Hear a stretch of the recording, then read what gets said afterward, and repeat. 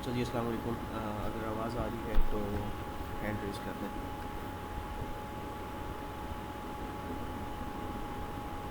Okay okay. अच्छा जी, अच्छा जी, तो जैसे कहते हैं कि function is a group of statement that together perform a task. Every C plus plus program has at least one function which is main function. जैसे कि आपको पता है कि हर सी प्लस प्लस का प्रोग्राम जो है तब तक चल ही नहीं सकता जब तक उसके अंदर एक फंक्शन ना, और उस फंक्शन का नाम मेन फंक्शन है।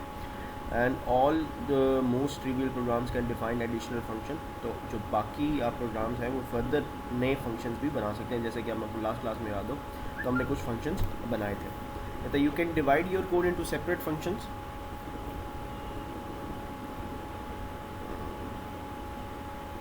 You can divide your code into separate function. How you divide your code among different function is up to you, but logically the division usually is such that each function performs a specific task. ठीक है, देखिए function क्योंकि हमने code लिखना है तो हम किसी तरीके से भी बना सकते हैं। जैसे पिछले फंक्शन सिर्फ ये कर रहे थे, कुछ प्रिंट करवा रहे थे, तो लेकिन लॉजिकली ये होना चाहिए कि हर फंक्शन को एक ख़ास टास्क करने की उसमें एबिलिटी होनी चाहिए। मिसाल तौर पर आप कैलकुलेटर बना रहे हैं तो एक फंक्शन एडिशन कर ले, एक सब्ट्रैक्शन कर ले, एक डिवीजन कर ले, एक मॉडुलस निकाल ले। आप जो है कोई मैनुअल सिस्टम बना रहे हैं तो एक फंक्शन रजिस्ट्रेशन कर रहा है, एक फंक्शन जो है वो फ़ी कैलकुलेट कर रहा है, एक फंक्शन सैलरी कैलकुलेट कर रहा है। तो आपके प्रोग्राम में जो फंक्शन हैं वो सारे के सारे सेपरेटेड टास्क करने चाहिए। Function declaration tells the compiler about a function name, return type and parameters. और function definition provides the actual body of the function. तो आपको डेफिनेशन का भी पता है। एक फंक्शन की जो इंपॉर्टेंट कंपोनेंट्स है उसकी रिटर्न टाइप है, उसका नेम है, उसके अंदर पास किए हुए पैरामीटर्स है। पैरामीटर्स आप पास करें तो डिपेंड करता है आपकी ज़रूरत पर, करें तब भी ठीक है, नहीं करें तब भी ठीक है, लेकिन अगर कर दिए तो जब उसे कॉल करना है तो आपने उसे यूटिलाइज़ करना है। ठीक है, तो फंक्शन डेफिनेशन क्या है जो आपने ब्रैकेट के अंदर कोड लिखना है।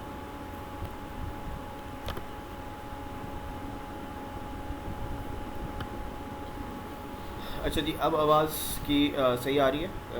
एक मिनट सर, अब आ रही है सही?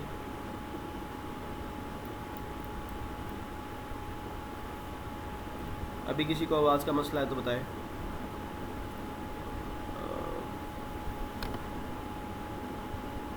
ठीक है, अब अब आ रही है, अब सही आ रही है? अभी जो बोल रहा हूँ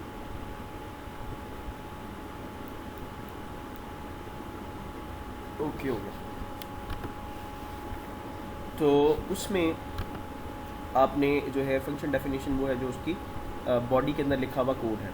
ठीक है, कुछ फंक्शंस हैं जो बिल्ट इन हैं, जैसे कि आपने एक स्क्वायर रूट का फंक्शन देखा था जो डेफिनेशन उसकी बनी हुई है पीछे, आपने सिर्फ कॉल करना है। कुछ यूज़र डिफाइन है जो आप खुद बनाते हैं।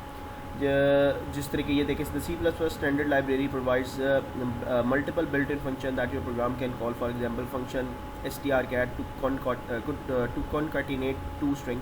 कॉन्कैटिनेशन क्या होती है कि मिसाल के तौर पे आपके पास एक वेरिएबल है स्ट्रिंग का, वो उसमें एक अदनान स्टोर है, दूसरी में जो है वो स्ट्रिंग के वेरिएबल में अहमद स्टोर है, तो आप उन्हें कॉन्कैटिनेट कर दें यानी इकट्ठा कर दें। वो आप कोड के थ्रू प्लस के साइन के थ्रू भी कर सकते हैं, ये फंक्शन है उसमें भी कर सकते हैं। अब इसमें पैरामीटर क्या पास होंगी, वो स्ट्रिंग जो आपने कॉन्कैटिनेट करनी है। अब यहाँ पे जी function mem CPY to copy one memory location to another and many more functions.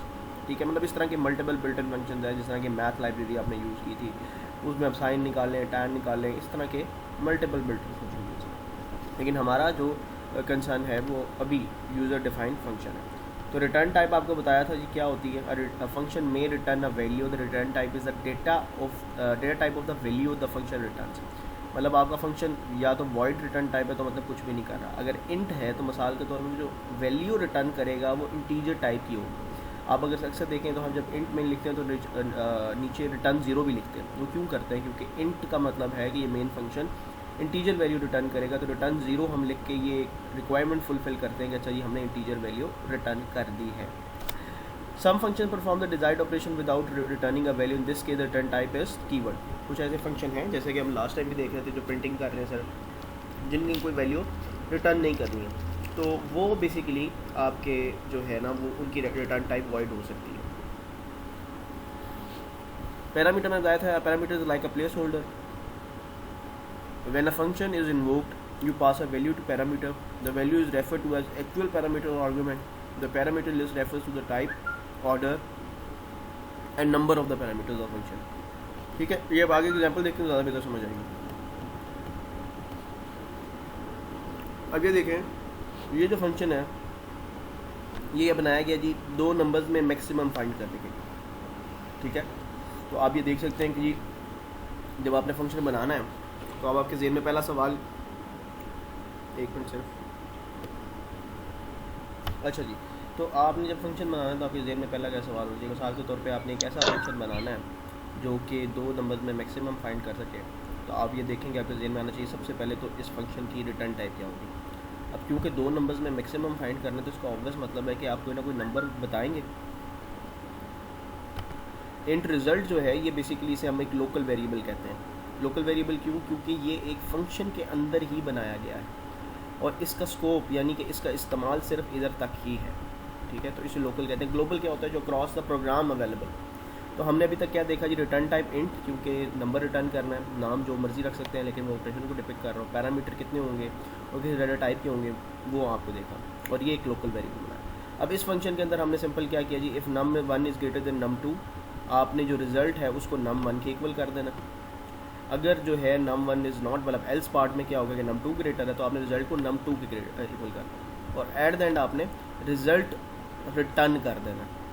ये इंट था, ये रिज़ल्ट भी इंट है तो रिटर्न कर दिया। अब जो वैल्यू ये फंक्शन देगा मैं वो मैक्सिमम वैल्यू होगी। ठीक है, तो ये बेसिकली हमने एक मैक्सिमम फाइंड करने का जो है वो फंक्शन बना लिया।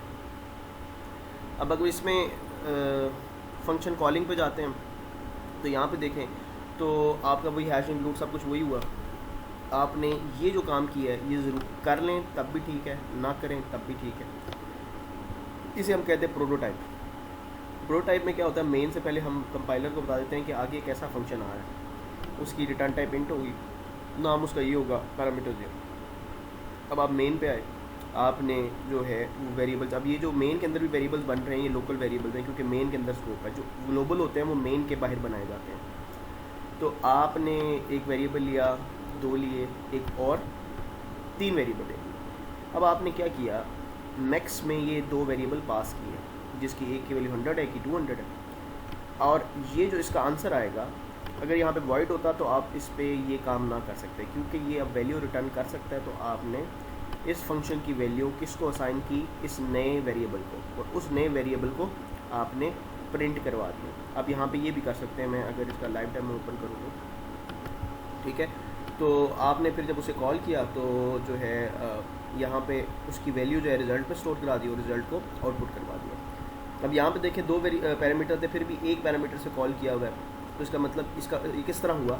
ये इस तरह हुआ, इसने b की वैल्यू 20 लिख दी है। तो अगर आप एक पास करेंगे तो वो खुद ब खुद समझ जाएगा अच्छा यार ये 20 वैल्यू है। ठीक है, तो ये बेसिकली एक जो है बेसिक्स फंक्शन थे।